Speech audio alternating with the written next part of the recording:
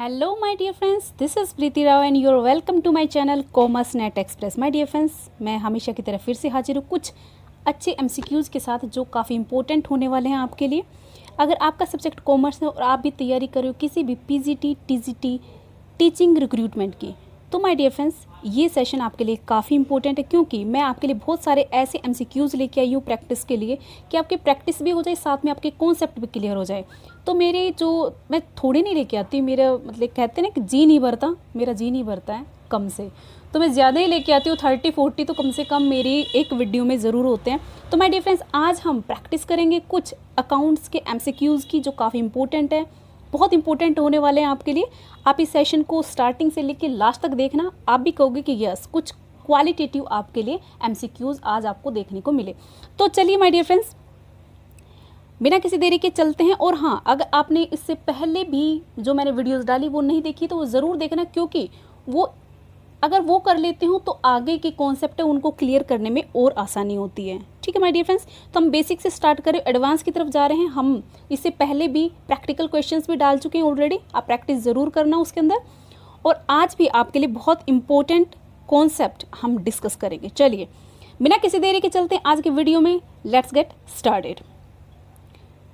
My dear friends, आपके सामने है क्वेश्चन नंबर 232। इसमें क्या कह रहा है question, a person named in the negotiable instrument to whom और to whose order the money in the instrument is directed to the paid is called as. इसमें कह रहा है क्वेश्चन, एक पर्सन के नाम पर नेगोशिएबल इंस्ट्रूमेंट निकाला गया है, ठीक है। हुज ऑर्डर द मनी, उसको ऑर्डर मिला है कि आपको मनी को पे करना है, तो उसका नाम क्या होता है, उस पर्सन का नाम क्या, उसको पेयर बोलते हैं, पेई बोलते हैं, कंसाइनर बोलते हैं या कंसाइनी बोलते हैं। तो माय डियर फ्रेंड्स, इसको क्या बोलते हैं, पेई बोलते हैं। पेई और पेयर, आपको थोड़ा सा मैं बता देती हूँ कॉन्सेप्ट क्या होता है। इसके अंदर एक ड्रॉअर होता है, या एक आप कह सकते हो कि पेयर होता है। हम ड्रॉअर लेकर चलते हैं, एक ड्रॉअर है जिसको पेयर बोलते हो, एक होता है ड्रॉई, ठीक है, एक होता है ड्रॉई। चलो जस्ट होल्ड ऑन, अगेन करते हैं। एक ड्रॉअर होता है और एक होता है ड्रॉई, ओके। क्या है कि ये जो ड्रॉअर है ये कुछ उधार पे इसको माल दे देता है, ठीक है। हम थोड़ा यहीं पे यही कॉन्सेप्ट लेते हैं कि उधार पे इसने कुछ माल दिया, तो इसके पास इस टाइम पैसे नहीं है ड्रॉई के पास। ये कहता है मेरे नाम का बिल फाड़ दो, मैं आपको बिल दे दूंगा, और वो साइन करा लेता है। तो उसको क्या कहते हैं, बिल ऑफ एक्सचेंज। तो ये जो ड्रॉअर है एक बिल ऑफ एक्सचेंज नाम से बिल फाड़ता है ड्रॉई के नाम पे, ठीक है। और इस बिल को वो अपने पास रख लेता है कि जब ड्यू डेट आएगी वो ड्रॉई को कहेगा कि ये लो बिल और अपना पे कर दो, ठीक है। तो जो ड्रॉअर है, ड्रॉअर के लिए वो क्या, एक डेटर है, ड्रॉई एक डेटर है। तो ड्रॉई क्या करेगा, इसकी एंट्री क्या होगी, बिल रिसीवेबल, क्योंकि ये एक एसेट है अगर इंक्रीज हो रही है, क्योंकि डेटर एक एसेट है और बिल रिसीवेबल भी एसेट है, तो बिल रिसीवेबल अगर इंक्रीज हो रहा है तो क्या बनेगा, डेबिट होगी। तो bill receivable debit to drawee, okay. किसके नाम पे फाड़ रहा है वो बिल, ड्रॉई के नाम पर। तो ये एंट्री हो गई। अगर ये ओनर हो जाता है, मान लीजिए इसने ये जो ड्रॉई है वो जो टाइम होता है, डेट होता है, उसके ऊपर अगर ये पे कर देता है, तो जो ओनर का क्या होगा, अगर भाई बिल ओनर हो गया तो उसका क्या होगा, कैश, क्योंकि ड्रॉअर जो है उसके पास कैश आ गया, कैश बढ़ गया, टू BR। इसको करेंगे डेबिट और इसको करेंगे क्रेडिट। कैश हमने डेबिट क्यों किया, क्योंकि ये एक एसेट है और एसेट उसके पास आ रही है, इंक्रीज हो रही है, तो उसको करेंगे हम लोग कैश डेबिट। और BR क्योंकि उसका कम हो रहा है, भाई उसका जो डेटर था वो कम हो गया, तो उसको जो हम क्या कहते हैं, जो हमारे अगर एसेट कम हो जाते हैं उसको हम क्रेडिट करते हैं। तो आई होप ये बात आपको समझ में आ गई होगी, ठीक है। अब ये कहता है जिसके नाम पर बिल फटता है, जिसके नाम पर बिल ऑफ एक्सचेंज ड्रॉ किया जाता है ड्रॉअर के द्वारा, उसका नाम क्या होता है, उसका नाम होता है पेई, ठीक है। और कंसाइनर और कंसाइनी हम आगे देखेंगे, एक आगे क्वेश्चन आएगा उसके अंदर मैं आपको बता दूंगी, ठीक है। बिना किसी देरी के चलते हैं नेक्स्ट क्वेश्चन पे। आई होप आपको समझ में आया होगा। Noting charges are paid in the event of a bill. Noting charges कब पेड किए जाते हैं, विड्रॉवल पर, जब एक बिल को विड्रॉ किया जाता है तब। पेमेंट पर या डिसओनर पे या डिपॉजिट पे? I hope you have given the answer and right option is C. देखिए, जब कोई, जैसे मैंने आपको बताया कि ड्रोअर ने एक बिल बनाया, बिल ऑफ एक्सचेंज ड्रोई के नाम पर, अगर ड्यू डेट के ऊपर ड्रोई पेमेंट नहीं करता किसी भी रीज़न से, तो वो एक बिल जो होता है वो क्या हो जाता है, डिसओनर हो जाता है। और डिसओनर होने पर उस पर क्या लगते हैं, नोटिंग चार्जेस। जो नोटरी होते हैं, नोटरी पब्लिक नोटरी होती है, वो चार्जेस लेती है, नोटिंग चार्ज 100 हैं, 50 हैं, 80 हैं, 120 जो भी होते हैं वो। जैसे मान लीजिए आप एक थोड़ा सा और मैं इसका थोड़ा वो एक्सप्लेन कर देती हूँ। जैसे कि आप कोई मान लीजिए अपने चेक दिया किसी को भी, अब ये लो चेक और आप पेमेंट ले लो, ठीक है, चेक ले लिया और उसका बाउंस हो गया क्योंकि उसकी अमाउंट नहीं थी, तो जो बाउंस जो चेक होता है उसके ऊपर भी बैंक चार्जेस लेता है ना, जो बाउंस चेक जो बाउंस होता है उसके ऊपर चार्जेस लगते हैं एक्स्ट्रा। तो माय डियर फ्रेंड्स, इसी तरह से जब बिल ऑफ एक्सचेंज डिसओनर होता है तो नोटिंग चार्जेस लगते हैं, और ये नोटिंग चार्जेस पे कौन करता है, जिसके नाम पर बिल फटा था, है ना। तो राइट ऑप्शन क्या होगा, डिसओनर। नोटिंग चार्जेस कब होते हैं, पे किए जाते हैं जब बिल डिसओनर हो जाता है, ठीक है। चलिए नेक्स्ट पे चलते हैं हम लोग। अच्छा, मैं आपको थोड़ा डिसओनर की, जो डिसओनर होता है, अगर मान लीजिए बिल डिसओनर हो गया तो उसकी एंट्री क्या होगी, बिल डिसओनर होने पर क्या होगी, ड्रोई, क्योंकि जो ड्रोई है वो हमारा, अब हम ड्रोई को ले आते हैं। पहले हमने क्या किया था, बिल रिसीवेबल ड्रोइज अकाउंट, अब क्योंकि उसने डिसओनर कर दिया, पे नहीं किया, तो उसी का नाम ही लेकर आएंगे ड्रोई, जिसको पे करना है टू BR, ठीक है। ये हमारी क्या होगी, drawee account debit to BR, okay. ये हमारी जो अगर बिल डिसओनर हो जाता है तो उसकी ये एंट्री हो जाएगी। चलिए नेक्स्ट पे चलते हैं हम आपके सामने। नेक्स्ट आपके सामने 234, in the case of accommodation bill if one party becomes insolvent then that party credit the short remittance to. इसमें कह रहा है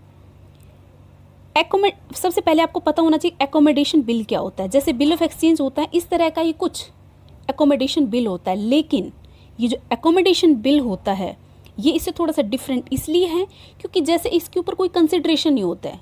जैसे मान लीजिए आप किसी के साथ कॉन्ट्रैक्ट करते हो तो आप कंसिडरेशन एक होना चाहिए, तभी एक कॉन्ट्रैक्ट या एग्रीमेंट बनता है, राइट। लेकिन अकोमोडेशन बिल में ऐसा नहीं होता। जैसे आप किसी फ्रेंड को दे दो, बोलो पैसे लो उधारी पे और अपना काम कर लो, जब तेरे पास पैसे हो तो दे देना, ठीक है, और आपने उसके नाम पर अकोमोडेशन बिल दे दिया।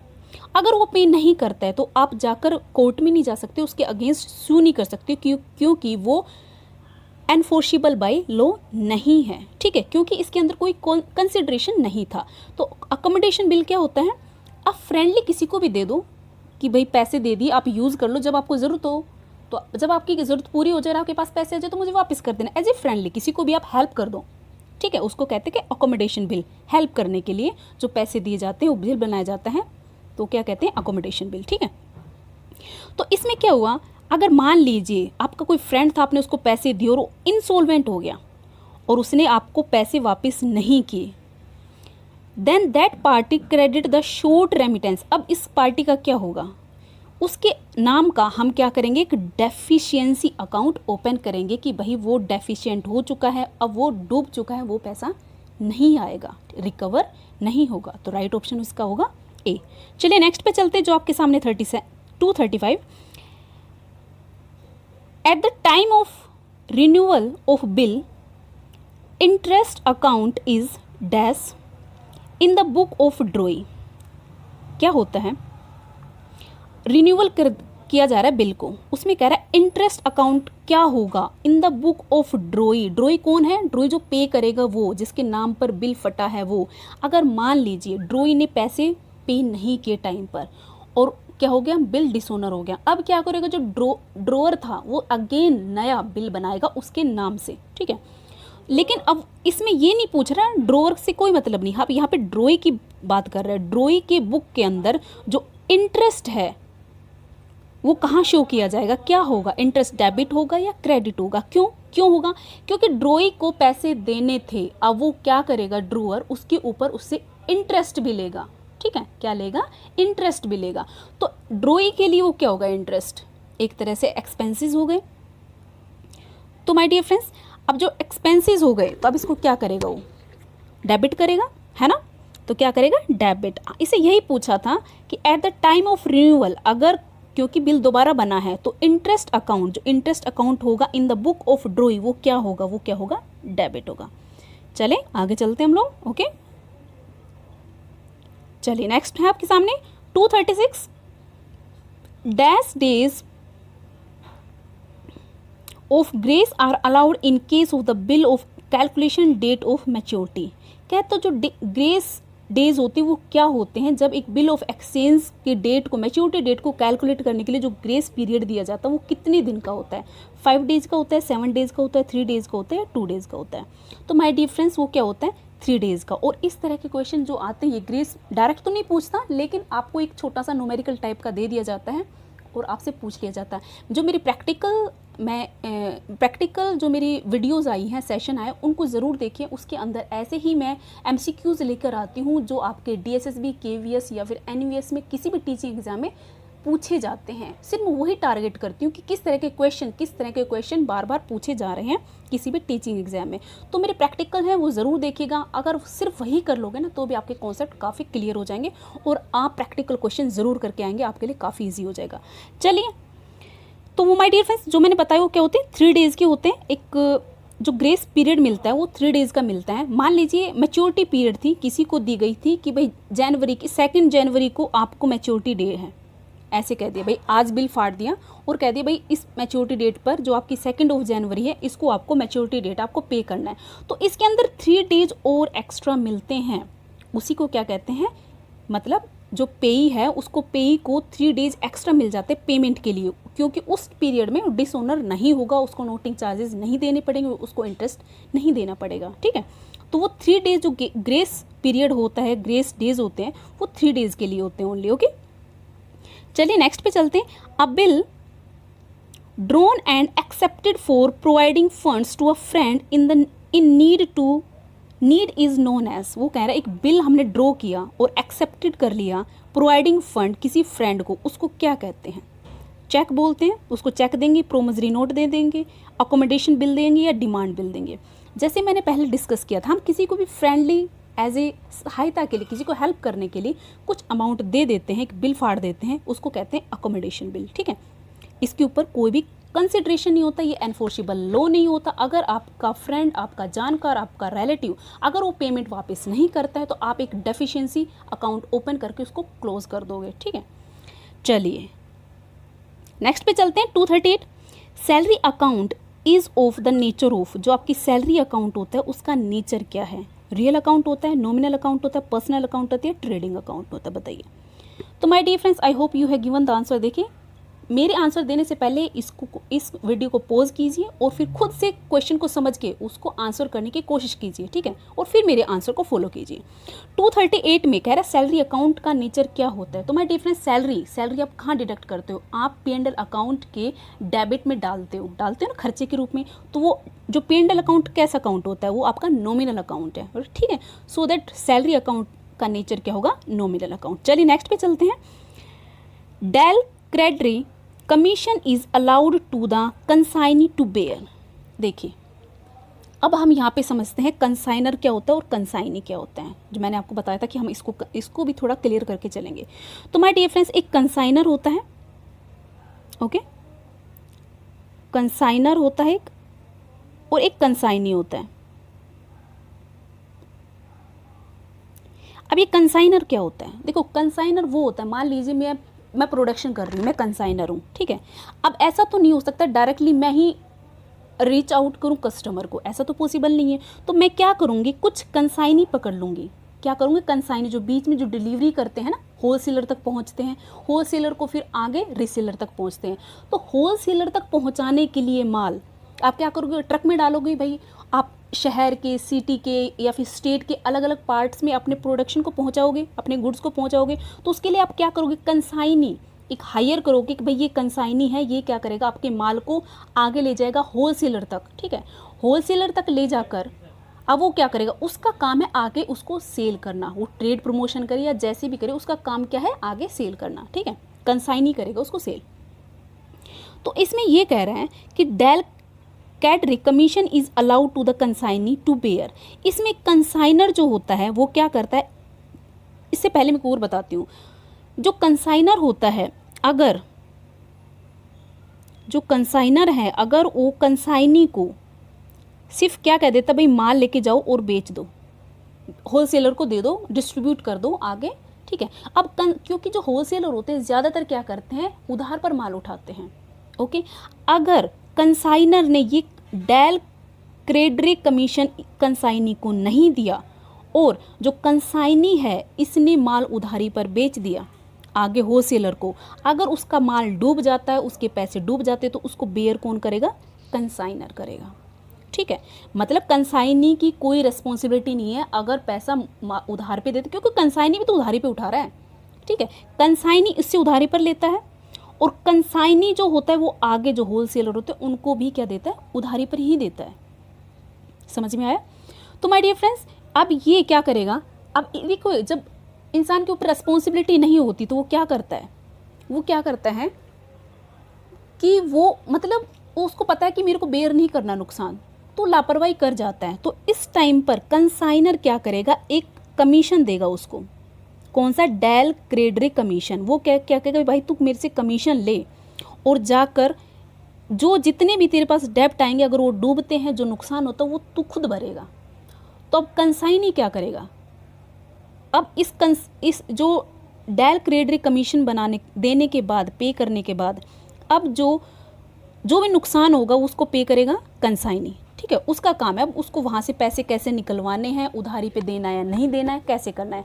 अब जो भी जितने भी अगर नुकसान के डेट नहीं आ रहा है, तो मान लीजिए जो उनके डेटर थे उनसे पैसा नहीं आ रहा है, तो जो कंसाइनर है वो उसकी कोई भी एंट्री नहीं करेगा, क्योंकि सारी एंट्री अब कंसाइनी करेगा, वो उसका रोल हो गया। तो डेल क्रेडिट कमीशन क्या होता है, हम यही जानना चाह रहे थे, ठीक है। डेल क्रेडिट कमीशन का एक नॉर्मल लॉस होता है, अब नॉर्मल लॉस होता है loss on account of bad debts, या the profit on account of sender. तो मैं यही बताना चाह रही थी। तो राइट ऑप्शन क्या होगा माय डियर फ्रेंड्स, सी, कि loss on account of bad dates. ये लॉस ऐसा लॉस होता है जो बैड डेट्स का होता है, जो नहीं देता, और इसको कौन बेयर करता है, कंसाइनी पे करता है, ठीक है। नेक्स्ट क्वेश्चन आपके सामने 2240, the abnormal loss debited to.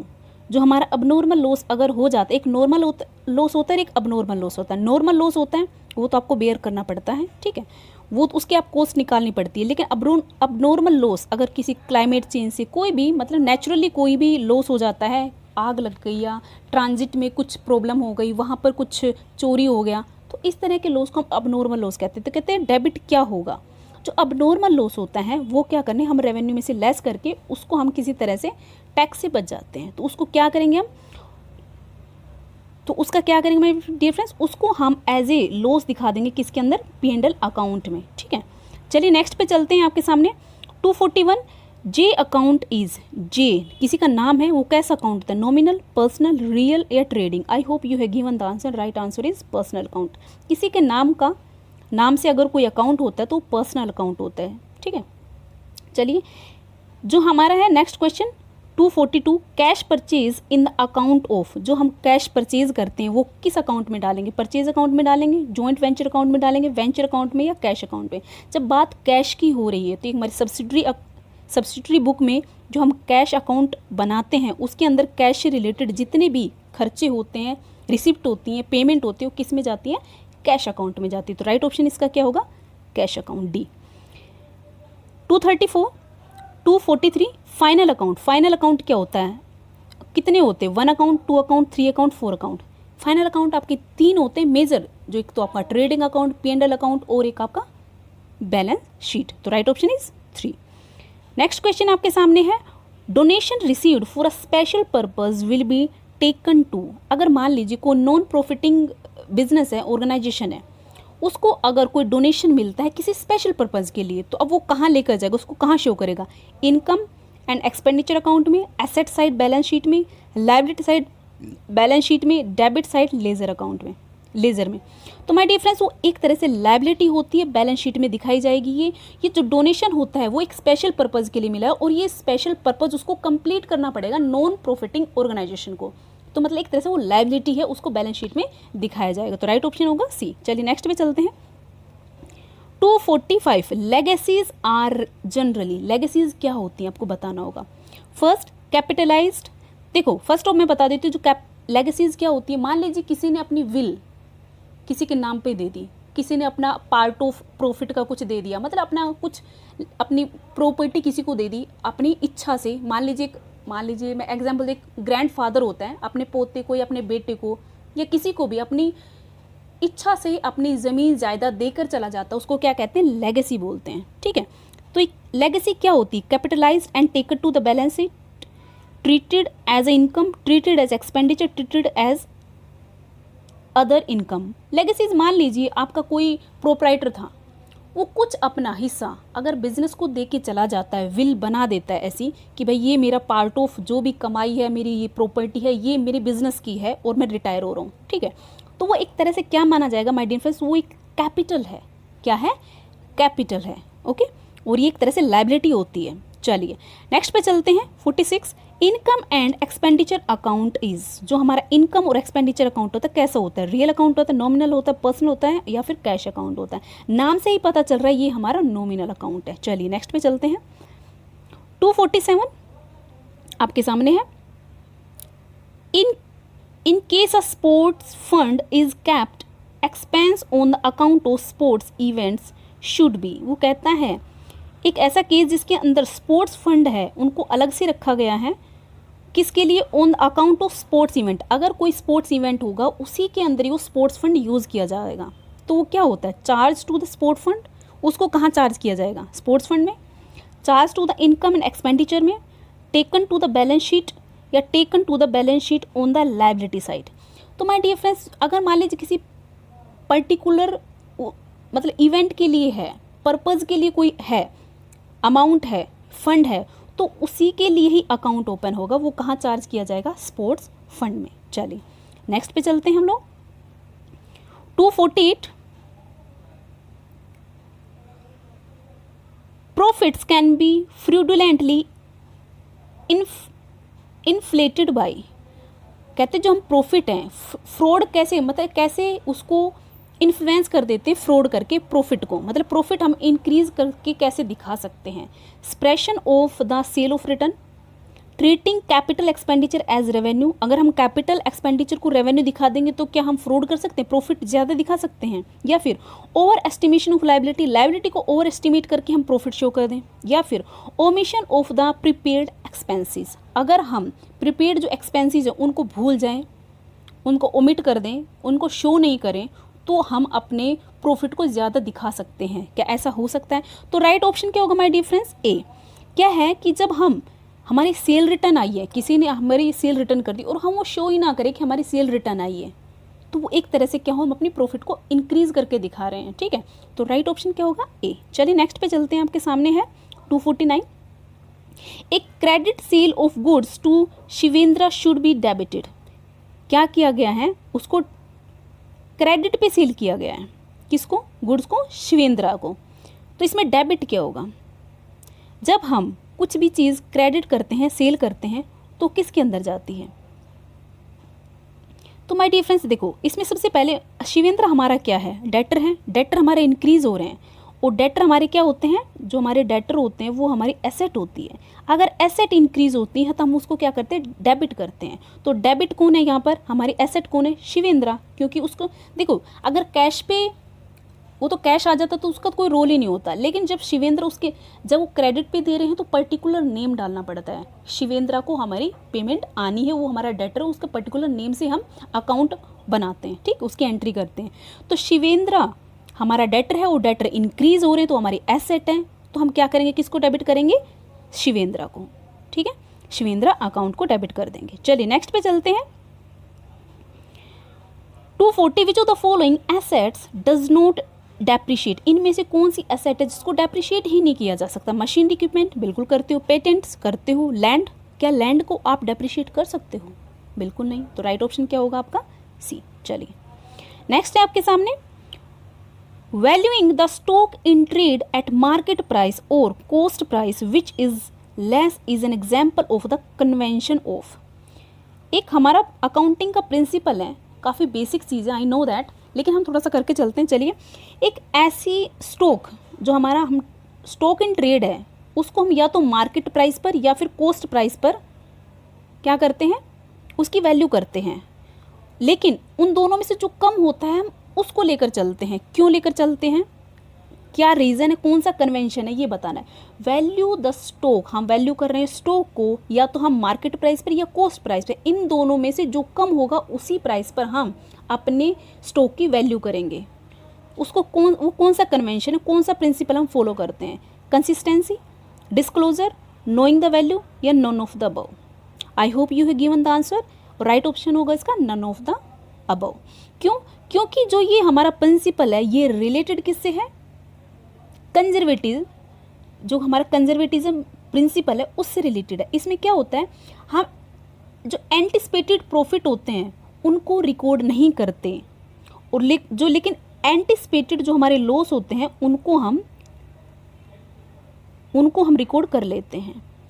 तो फिर प्रिंसिपल ऑफ, जो हमारा कन्वेंशन ऑफ कंजर्वेटिज्म है वो फॉलो किया जाता है इस पर्टिकुलर वैल्यूएशन के लिए।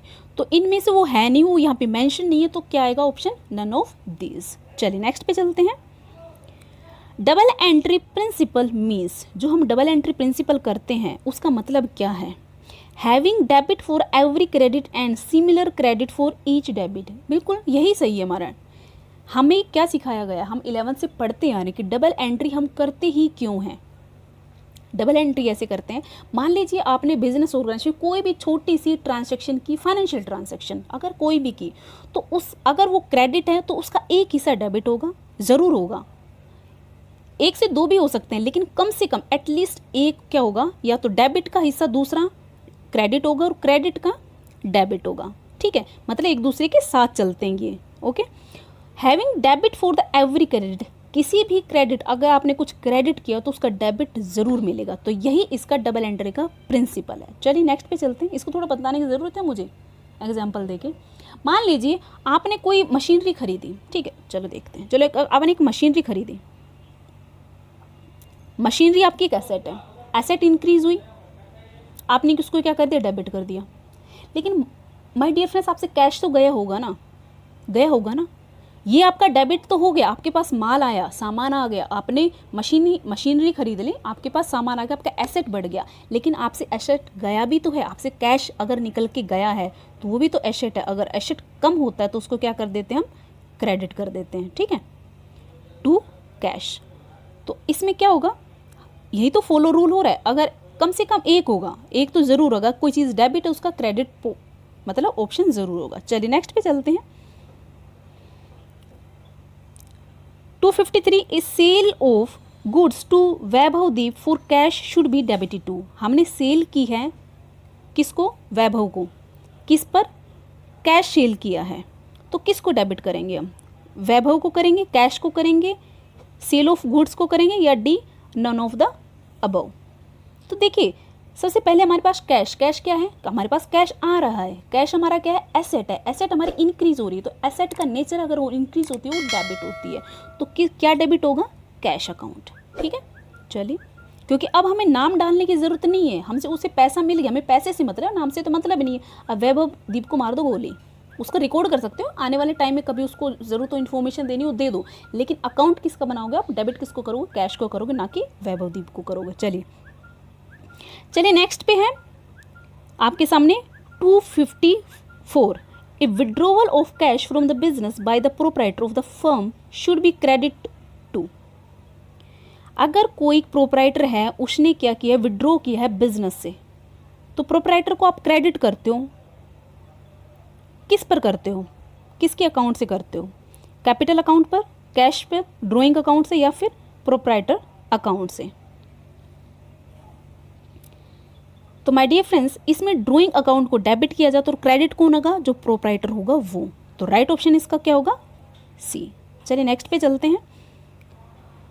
The preparation of a trial balance help in, जो आप ट्रायल बैलेंस बनाते हो किस में हेल्प करता है, क्या रीज़न होता है कि आप ट्रायल बैलेंस बनाते हो। देखिए मैंडेटरी तो है नहीं, ऐसा तो नहीं कि एनफोर्सेबल बाय लॉ है, ये तो आपका अकाउंटिंग स्टैंडर्ड है, आपको तो बनाना ही बनाना पड़ेगा, नहीं। वो किसके लिए बनाते हो, क्यों बनाते हो, एक कंपनी, एक ऑर्गेनाइजेशन है, अपनी फाइनल अकाउंट बनाने से पहले एक बार ट्रायल बैलेंस ज़रूर बनाती है। रीज़न उसके पीछे, locating error of principle, error of principle को लोकेट करने के लिए, error of omission, clerical error, या फिर कंपनसेटरी एरर।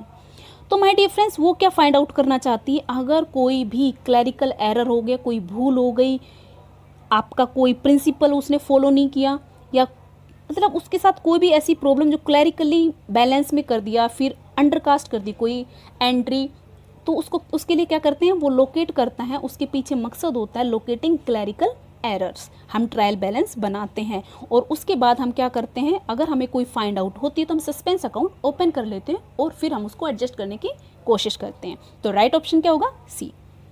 चलिए नेक्स्ट पे चलते हैं। A cheque received and deposited in the bank on the same day is recorded in, कह रहा है एक चेक था, उसको रिसीव हुआ, डिपॉजिट कर दिया सेम डे पर, कहाँ पर, बैंक में, तब क्या वो कहाँ शो किया जाएगा। अगर आपसे कोई पैसा आता है, आपके पास कोई चेक आया, पेमेंट आई, और आपने जाके सेम डे पर अगर आपने डाल दिया उसको बैंक में, ठीक है, तो अब आप क्या करोगे, उसको कहाँ दिखाओगे, आप अपने पास भी तो दिखाओगे, तो बैंक दिखाएगा, लेकिन आप अपने रिकॉर्ड्स में भी दिखाओगे, कहाँ दिखाओगे, ये पूछ रहा है।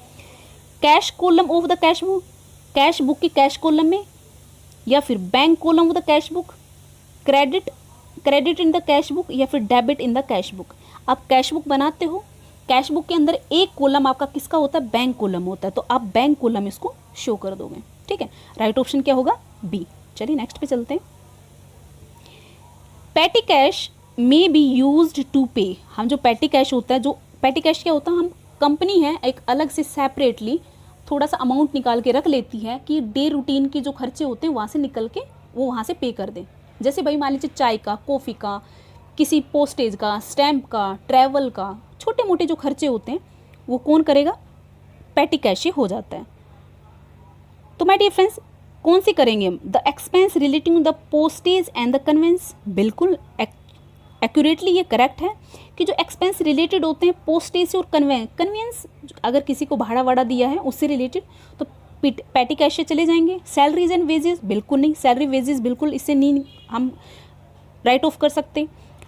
For the purchase of furniture बिल्कुल नहीं, अमाउंट इतना होता है फर्नीचर वगैरह आप यूज़ नहीं कर सकते हो, तो राइट ऑप्शन होगा उसका ए। चलिए, क्योंकि छोटे मोटे खर्चे करने हैं हम इससे।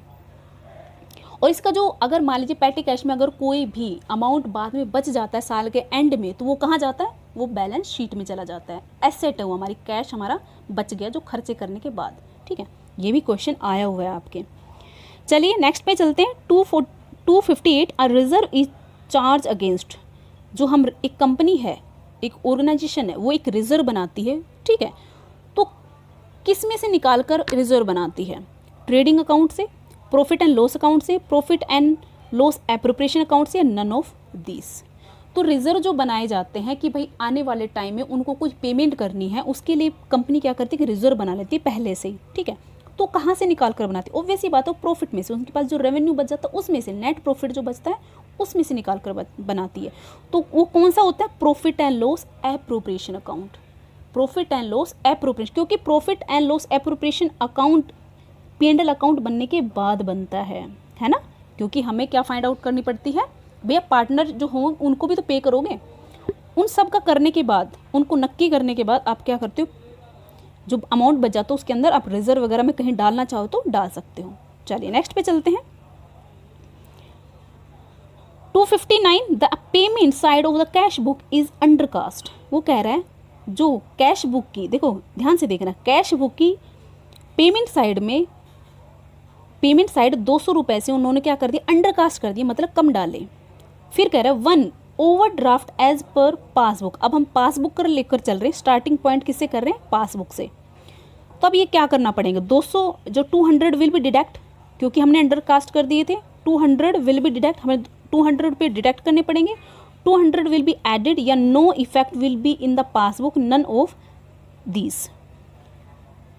तो माय डियर फ्रेंड्स देखिए, अगर आपकी जो आपने अंडरकास्ट किया है तो उसको क्या करेंगे, क्योंकि आपको अपने कैश बुक और पासबुक दोनों को मैच करना है, और आप लेकर किसको चल रहे हो, पहले पासबुक में।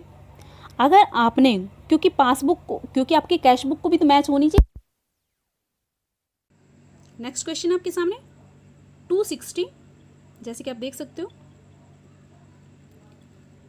260 में क्या है, N amount of 300 is debited twice, कह रहे हैं 300 की अमाउंट 2 बार डेबिट कर दी गई है इन द पासबुक, पासबुक में 2 बार आ चुकी है।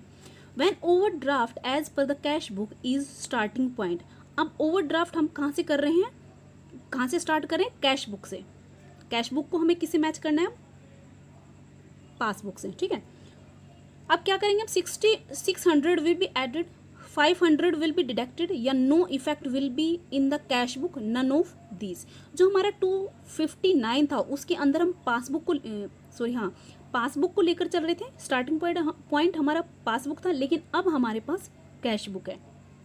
तो माय डियर फ्रेंड्स, अगर बैलेंस लार्ज हो गया है किसके अंदर, कैश मोर देन पासबुक, अगर हमारा लार्ज हो गया तो अब हम क्या करेंगे, अगर हमारा अमाउंट लार्ज हो गया है देन पासबुक, तो हम क्या करेंगे, कैश बुक के अंदर भी तो ऐड करना पड़ेगा। पासबुक में तो 2 बार जा चुका और कैश बुक को हमें क्या करना है, मैच करना है। तो हम क्या करेंगे, जो 300 रुपीज़ थे वो हम अपने कैश बुक के अंदर भी, जो क्योंकि 2 टाइम्स हुए हैं, हमारी पासबुक ज़्यादा हो गई तो हमें कैश बुक के अंदर भी अमाउंट डालनी पड़ेगी। तो राइट ऑप्शन इनमें से कोई नहीं, क्योंकि 300 तो दे ही नहीं रखा, हमें 300 ऐड करना है।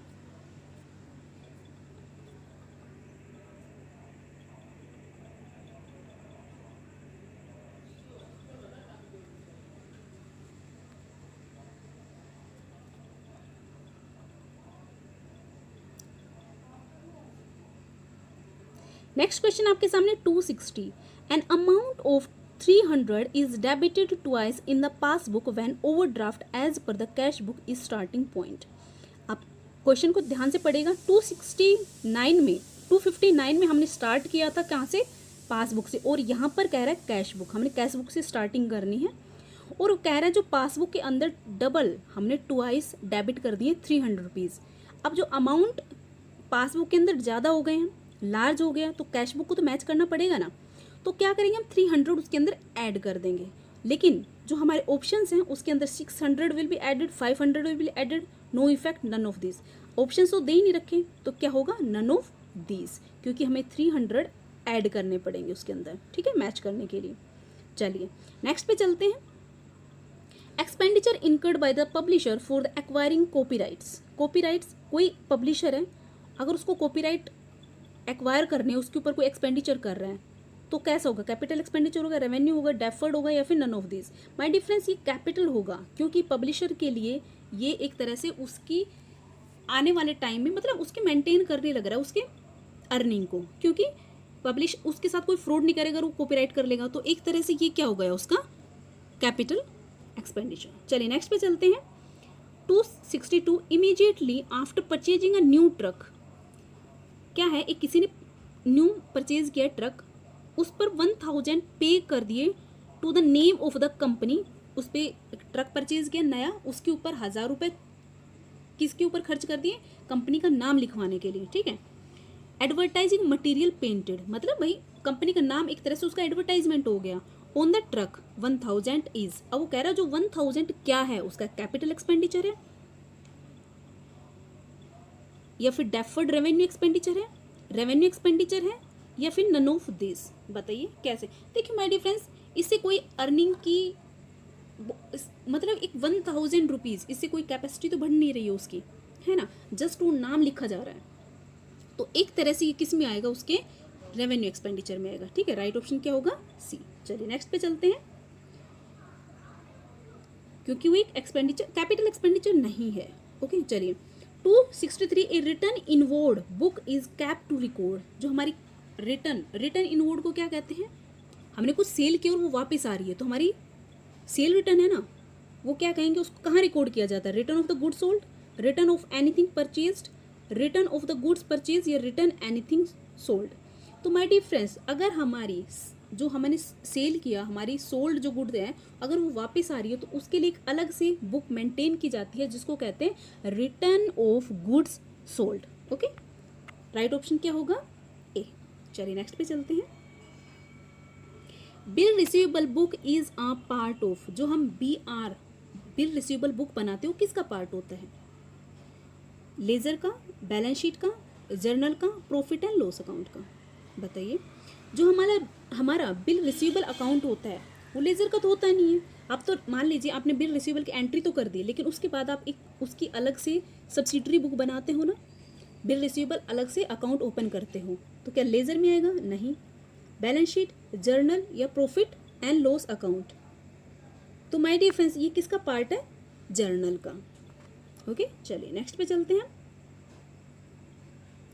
265 a sales of 2000 wrongly entered in the purchase book. कह रहा है एक सेल की थी उन्होंने 2000 की, उसको रोंगली एंटर्ड कर दिया परचेज बुक के अंदर। देखो अब यहाँ पर उसे क्या हुआ, देखो ये पहले एक बार ऑप्शन पढ़ लेते हैं। ए कह रहा है decrease in the gross profit, इससे उनकी ग्रोस प्रॉफिट 2000 से डिक्रीज हो गई। Decrease in the gross, increase in the gross profit 2000 से उनकी ग्रोस प्रॉफिट इंक्रीज हो गई, या increase in the gross profit by 4000, या फिर उनकी ग्रोस प्रॉफिट 4000 से इंक्रीज हो गई। मान लीजिए कोई सेल किया, सेल क्या होती है? पैसा आया 2000 उसके लिए एसेट है, एसेट आई मतलब पैसा आया, उसके लिए रेवेन्यू हो गया, और उसने उसको किस में एंटर कर दिया? Purchase book. परचेज हमारी क्या है? हमारी क्या एक्सपेंडिचर है ना? हमने अपनी रेवेन्यू को एक्सपेंडिचर दिखा दिया तो क्या होगा? हमारी ग्रोस प्रॉफिट ऑब्वियस सी बात है क्या हो रही है? डिक्रीज हो रही है। तो राइट ऑप्शन क्या होगा? ए, क्योंकि हमने हमारी जो सेल हुई थी, जो रेवेन्यू आया था, उसको रोंगली किस में डाल दिया? परचेज में डाल दिया। परचेज बुक क्या होती है? हमारी एक तरह से एक्सपेंसेस होते हैं, एक्सपेंडिचर होता है, ठीक है। तो फिर 2000 से उसके अंदर नुकसान हुआ है उसको ग्रोस प्रॉफिट में, ग्रोस प्रॉफिट उसका डिक्रीज हो जाएगा। चलिए नेक्स्ट पे चलते हैं हम लोग। 266 which of the following are current asset? इनमें से कौन सा करंट एसेट है? कौन सा है बताइए? करंट एसेट कौन सा होता है? जो लेस देन 1 ईयर होते हैं या ओनली 1 ईयर के लिए होते हैं, उनको करंट एसेट बोलते हैं, ठीक है। बैंक लोन फॉर 3 ईयर्स, ये तो मोर देन 1 ईयर हो गया, तो ये ऑब्वियस ही बात है, ये तो हमारा लॉन्ग टर्म एसेट है। अकाउंट रिसीवेबल, अगर हमें कोई डेटर है, कोई आना है, मतलब किसी से पैसा मिलना है, अकाउंट रिसीवेबल, ये क्या होते हैं? ये हमारे लेस देन 1 ईयर होते हैं, तो ये हमारे करंट एसेट में उनको माना जाता है, account receivable. Long term investment आप जानते हो, ये तो आपका है ही लॉन्ग टर्म, तो ये तो करंट एसेट हो ही कैसे सकता है। डेटर्स, जो डेटर का सिंकिंग फंड इन्वेस्टमेंट बनाते हो आप, वो भी क्या होगा? वो भी आपका एक तरह से लॉन्ग टर्म एसेट है। चलिए, इंश्योरेंस अनएक्सपायर्स अकाउंट ईजा, जो इंश्योरेंस अनएक्सपायर है वो कैसा एक्सपायर है? नहीं सॉरी, कैसा अकाउंट है? रियल अकाउंट है, पर्सनल अकाउंट है, नॉमिनल अकाउंट, या none of this? My dear friends, जब इंश्योरेंस की बात करते हो तो किस में आता है? आपका पर्सनल अकाउंट में आता है। चलिए नेक्स्ट पे चलते हैं। गुडविल अकाउंट इज आ, ये बहुत अच्छा, इस तरह के क्वेश्चन लड्डू होते हैं, लेकिन बस बच्चे फिर भी कंफ्यूज हो जाते हैं, तो आप थोड़ा ध्यान रखिएगा। गुडविल अकाउंट क्या होता है? नॉमिनल अकाउंट होता है, रियल अकाउंट होता है, पर्सनल अकाउंट होता है, या फिर नन ऑफ दिस? तो माय डियर फ्रेंड्स, जो गुडविल होता है वो आपका रियल अकाउंट होता है। गुडविल आप कहाँ शो करते हो? बैलेंस शीट में। बैलेंस शीट में कौन सी एंट्री जाती है? जो आपकी रियल अकाउंट से जुड़ी हुई होती है, ठीक है, जुड़ी हुई हो जाती है। चलिए नेक्स्ट पे चलते हैं। 269 bank overdraft account is a, जो आपका बैंक ओवरड्राफ्ट है वो किस तरह का अकाउंट है? पर्सनल अकाउंट है, रियल अकाउंट है, नॉमिनल अकाउंट, या फिर ऑल ऑफ द अबव? देखिए, बैंक ओवरड्राफ्ट कब लेते हैं? जब आपका खुद का सेविंग अकाउंट, करंट अकाउंट किसके अंदर है? बैंक में। आप कस्टमर हो, क्लाइंट हो बैंक के, अगर आपके पास ये केवल जो आपकी बैंक ओवरड्राफ्ट है, एक इंडिया ही ऐसी कंट्री है जहाँ पर ये आपको फैसिलिटी मिलती है बैंक ओवरड्राफ्ट की, मतलब ओवरड्राफ्ट आप बनवा सकते हो, सिर्फ इंडिया में ऐसा, और कहीं भी किसी भी कंट्री में नहीं है। पहली बात, जो बैंक ओवरड्राफ्ट में क्या करते हो, अगर आपको बनवाना है 2000 का ड्राफ्ट, डीडी बनवाना है आपको 2000 का, ठीक है, लेकिन आपके पास अमाउंट है 1500 रुपये, तो बैंक सोचता है कि भाई ये मेरा क्लाइंट है, काफ़ी अच्छा है, तो 500 रुपीज़ आपको एक तरह से आपका ओवरड्राफ्ट बना देता है। अमाउंट आपके पास है 1500 रुपये बैंक अकाउंट में, और आपको 2000 का, एग्जाम्पल दे रही हूँ ओनली, 2000 का अगर आपको डिमांड ड्राफ्ट बनाना है तो आप क्या करोगे? जो आपका बैंक हो वो आपको 500 रुपीज़ एक तरह से लोन दे रहा है आपको, ठीक है, उधारी दे रहा है। तो ये एक आपका पर्सनल अकाउंट है, रियल अकाउंट है, नॉमिनल अकाउंट है, ऑल ऑफ द वर्ल्ड। तो माय डिफरेंस देखो, बैंक के लिए तो आप एक तरह से उसका खुद का पर्सनल हो, मतलब उसके खुद के क्लाइंट हो आप, तो ये पर्सनल अकाउंट में आएगा, है ना। चलिए नेक्स्ट पे चलते हैं। माय डियर फ्रेंड्स, आज का ये लास्ट क्वेश्चन है। आई hope you like the session, और अगर आपको मेरा सेशन अच्छा लगा तो प्लीज़ लाइक ज़रूर कर दीजिएगा, और साथ में अगर आप न्यू हैं तो मेरे चैनल को सब्सक्राइब कर लीजिए, क्योंकि इस तरह की सीरीज़, इस तरह के सेशन मैं करवाती रहती हूँ ऑलमोस्ट एवरी डे। तो ये अगर आप किसी टीचिंग एग्ज़ाम की तैयारी कर रहे हो तो मेरा चैनल आपके लिए काफ़ी इम्पोर्टेंट होने वाला है, क्योंकि हम चाहते हैं कि हमारे जो व्यूवर्स हैं उनकी ज़्यादा से ज़्यादा MCQs की प्रैक्टिस हो, क्योंकि फेस तो अल्टीमेटली आपको MCQs ही करने हैं, तो सबसे ज़्यादा इंपॉर्टेंट आप MCQs की प्रैक्टिस करो। चलिए लास्ट क्वेश्चन आपके सामने। Consignment liability is shaken due to, जो आपकी कंसाइनमेंट कॉन्टीजेंट जो लायबिलिटी होती है वो कहाँ शो करते हो, क्यों शो करते हो? Convention of full disclosure, convention of conservatism, convention of materiality, या ड्यूअल एस्पेक्ट ऑफ कॉन्सेप्ट। तो माय डियर फ्रेंड्स, जो कॉन्टीजेंट लायबिलिटीज जो होती हैं हमारी, वो क्या होती हैं? उनको आप एक तरह से मान लीजिए इन फ्यूचर में कंपनी के पास ऐसे बहुत सारे केसेस चलते रहते हैं, कोई ऐसी उनको मतलब ऐसी सिचुएशन से गुजरते रहते हैं, उनको लगता है कि इन फ्यूचर में वो एस्टिमेट लगा के चलते इस तरह के खर्चे हम आने वाले टाइम में क्या कर सकते हैं, बेयर करना पड़ सकता है।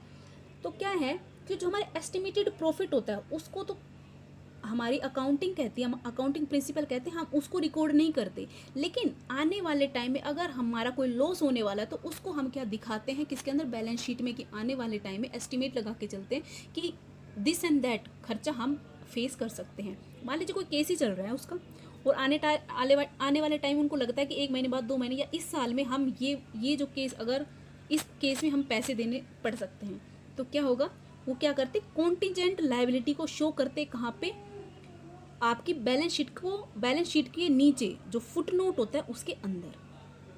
ठीक है, बैलेंस शीट में नीचे फुटनोट बनाया जाता है और उसके अंदर जो आपकी कॉन्टीजेंट लायबिलिटी उसको शो किया जाता है। क्यों, किस प्रिंसिपल पर? कन्वेंशन ऑफ फुल डिस्क्लोजर, कि आप अपने अकाउंट की, अपने बिजनेस की पूरी जानकारी दे रहे हो। ठीक है, तो राइट ऑप्शन इसका क्या होगा, A. So my dear friends, this is the end of the session.